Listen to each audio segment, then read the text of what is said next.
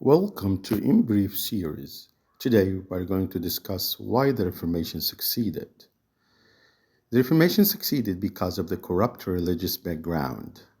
Catholics want the Reformation to be put on political grounds, but the grounds of the disgust of Christendom, which led to an examination of the Pope's authority and teaching, and thus brought about a doctrinal revolt, are not well described as political. In the main, they refer to two things: the papal claim of a right to interfere in the affairs of every kingdom in the world, and the appalling papal extortion and greed, which drew vast sums of money out of every country to Italy. The grievances summarized under these heads united rulers and people, and a good many of the clergy, in a common hostile attitude toward the Roman Cura. They provided the first essential of a successful revolt. It was a religious revolt, but it started as a resentment of grievances which were not religious, yet are not aptly described as political. The whole history of the 3 centuries preceding the Reformation is filled with the quarrels of the popes with various monarchs. The popes were so arrogant that Europe was to them a kind of United States, and the pope was president without a Congress to check him. This arrogant attitude had its foundations in the barbaric days of Europe, when the half-civilized Tudor monarchs had a superstitious awe of the papacy, and the popes could fabricate documents with impunity. Though the popes were criticized, they generally won, for the ignorant monarchs of the time had a terrible dread of hell-opening anathemas. Rome then passed into its 150 years of degradation. But the Puritan popes, who followed, fastened their chains upon Europe more firmly than ever. On one pretext or other, most countries of Europe became papal fiefs, or subject to the Pope as feudal monarch as well as spiritual head. The more religious the Pope, the more use he made, and often very unscrupulous use of his power. Innocent III was a terrible offender. He did not move a finger when King John of England murdered his nephew, and he complacently rid the king of his wife and gave him a very light penance for his new amorous adventure.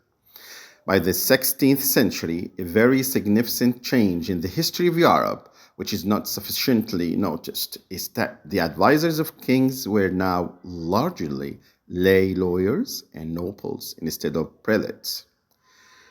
The Pope signed a secret treaty with Spain against France, and at the same time a secret treaty with France against Spain, and a few months later secretly entered the German League against France.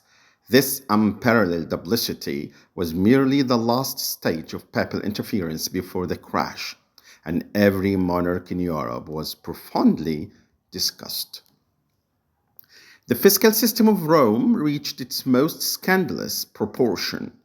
Marriages were declared null or valid according to the sum paid to the Pope.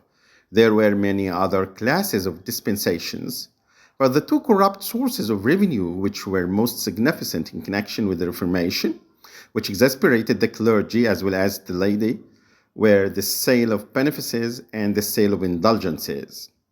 Benefices. An earlier pope had declared that the benefices of priests who died at Rome passed to the disposal of the papacy. John made this a general law of the Church. When a benefice, the salaried position of priest, chaplain, abbot, bishop, etc., fell vacant, the successor of the dead incumbent was to pay 3 years' revenue to Rome. The papacy had spies and an information bureau reporting on the health of ailing or aged priests. The expectation of the benefice was sold to the highest bidder, and even after this, a preference would be sold to a second man over the head of the first. In 1514, in order to have the political support of the Elector Albert of Brandenburg, Leo X permitted the young and licentious noble to assume the dignity of Archbishop of Mayence, and against all church rules, he further permitted him, for a bribe of $100,000, to retain the bishoprics of Magdeburg and Halberstadt. Germany was particularly angry about the corrupt system. Indulgences. Indulgences are sold in Spain today and were in the 14th and 15th centuries sold all over Europe. Indulgences came instead of going on a pilgrimage to Rome. Of course, it was much cheaper. It means that a certain amount of punishment in purgatory is wiped off the slate. Leo X organized the slate of indulgences as if they were a new cure for indigestion. The cup was full. Rulers, priests, and people were talking angrily or scornfully of this system, which was somehow imposed upon them as part of their religion. Therefore, the Reformation was a necessity.